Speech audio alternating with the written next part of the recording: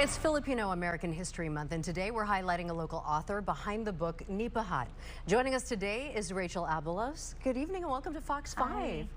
Thank you for having me. Absolutely. You're a Pinay. Talk to us a little bit about yourself and really just what inspired you to become a writer. Well, I was inspired by my grandmother. She had a nipa hut in the Philippines. My grandfather built her 3 of them. So I was inspired by, she used to sing Bahay Kubo. Bahay Kubo, which is something that Filipinos usually grow up singing when they're little kids. Their parents sing it to them, their grandparents. Yes. Yeah, so she inspired me to write this. And this takes place in her, where they're from in Philippines, in Zambales in Philippines. And it's about a family that weathers a storm together. They take care of their Bahay Kubo and it takes care of them. And they go through a storm together. For people who don't know what a Bahay Kubo is and what a Nipa Hut is, can you tell us? It is a traditional Filipino house built on stilts. And that is what it's made out of nipa palm leaves, and the structure is made out of bamboo. And it's on stilts. It's on stilts. That is what it's generally meant to be. You're a Filipino American. How is it for you, I guess, being an author? And what do you think about people in the creative space? Are you seeing more Filipinos? Yes, there has been what they like to call a renaissance of Filipino writers.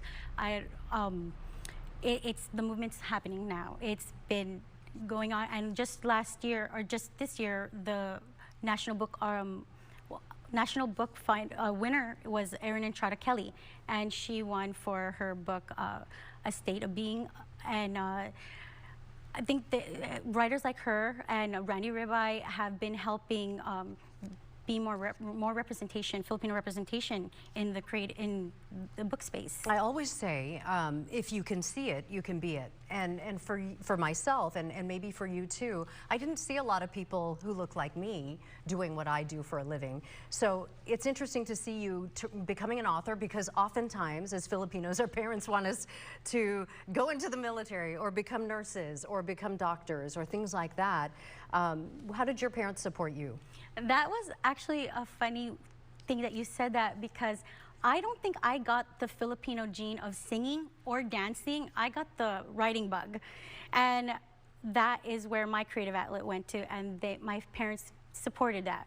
And I think a lot of writers right now have been showcasing, the Filipinos have been showcasing their writing talent, and I'm really glad that more Filipinos are putting it out there, and we don't just sing and dance. Exactly. We write too. Exactly, and we're not just nurses and doctors. And nurses and doctors. We're news anchors, and we're writers, we're authors. Yes. Tell us a little bit about your event that's coming up, and just about how you're going to showcase your story. Yes.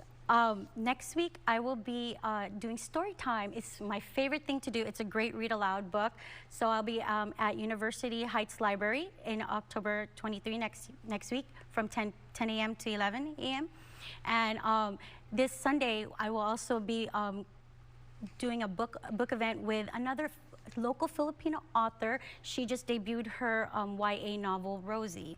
And we'll be having a book talk together on this Sunday at Mysterious Galaxy Bookstore. You know, it's interesting because the theme is about a family that weathers a storm, and so not only can people relate to that, you know, because most families have to do that together as well, but they learn about the culture as well. So what would you say to people? It's Filipino American History Month. What do you have to say about that? Well, I just mentioned that this book, there's included at the end notes, we talked about an architect who used to live in the Philippines. His name was William LeBaron Jenney, and he lived in a nipa hut and saw how a nipa hut weathered a storm. And in 1884, he built the first home insurance building in Chicago, which was known as the first skyscraper. The nipa hut inspired the first skyscraper. And I don't think a lot of people know that. But they will learn that when they come and see you at the event. Let's go over the details once again. I think we might have that in a full screen, don't we? Yeah, there it is. Thursday, October 23rd at 10 to 11 a.m., University Heights Library. And of course, we have all the details so that people can come and enjoy. It's for certain ages, or? Yeah, bring kids. It's a good read aloud for the whole family, anybody that wants to be there for story time, but it's good for the kids. All right, Rachel, we have all that information on our website, fox5sandiego.com.